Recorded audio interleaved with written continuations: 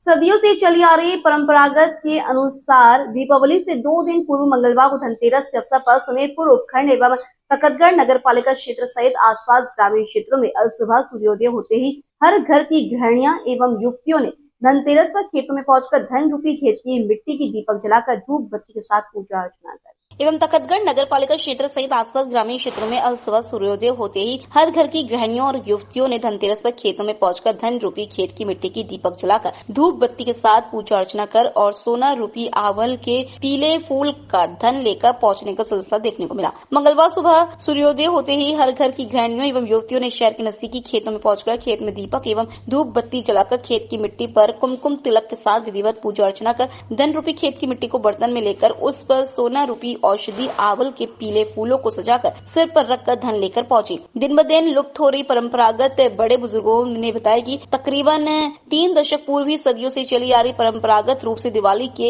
2 दिन पूर्व धनतेरस के दिन आज सुबह हर घर की महिलाएं एवं युवतियां खेतों में जाकर खेत की मिट्टी को बर्तन में लेकर उस पर सोना रूपी आवल के पीले फूल सजाकर धन मानकर घर पहुंचती थी और इस मिट्टी में गोबर मिलकर घर के आंगन को शुद्ध किया जाता था। लेकिन बदलते युग में अब हर शहर से लेकर गाँव ढाणिया तक गली मोहल्ले में पक्के मकानों का निर्माण और आंगन पर टाइल्स या ग्रेनाइट पत्थरों की फैशन से अब दिन ब दिन यह परंपरा लुप्त होती जा रही है। ये जहाँ तक मुझे जानकारी है, पहले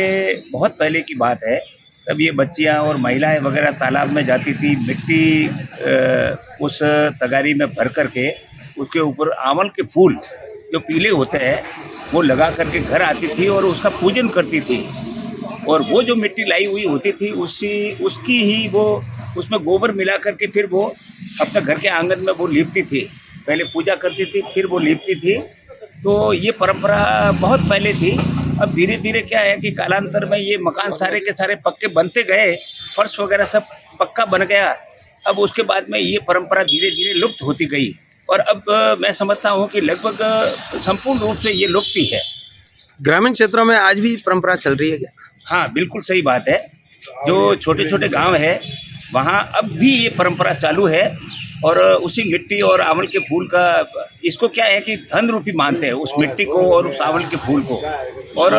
लक्ष्मी जी उन्हीं को मान करके उसकी पूजा करते हैं ताकि उसका घर धन धान्य से परिपूर्ण रहे। लोकल से लेकर ग्लोबल तक की खबरों के लिए देखते रहिए सच्ची रिपोर्ट।